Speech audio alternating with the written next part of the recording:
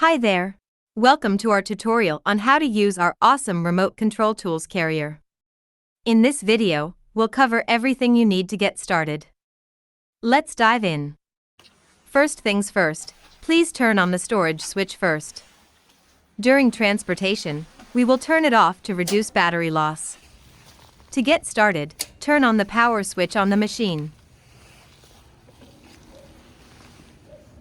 Then turn on the power switch on the remote control. Let's move this baby around now. Using the remote control, you can go forward, backward, left, and right with ease. It's super simple. This lever controls the speed of the machine. You can switch between high and low speed depending on your mowing needs.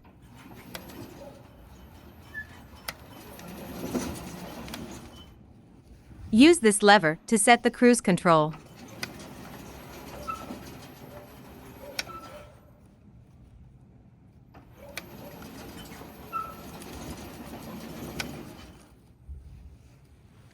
Now, let's start the engine. First, open the engine hood and turn on this lever on the remote control. Then pull out throttle on the engine. Now, use this lever to start the engine. Push it back after the engine starts.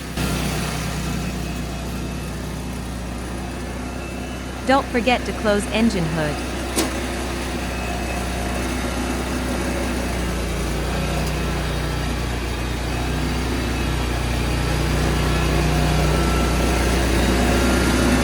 To stop the engine, you just need to move this lever down.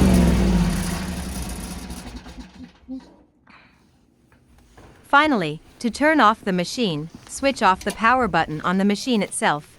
If you do not use the machine for a long time, please turn off the storage switch. Turn off the power switch on the remote control.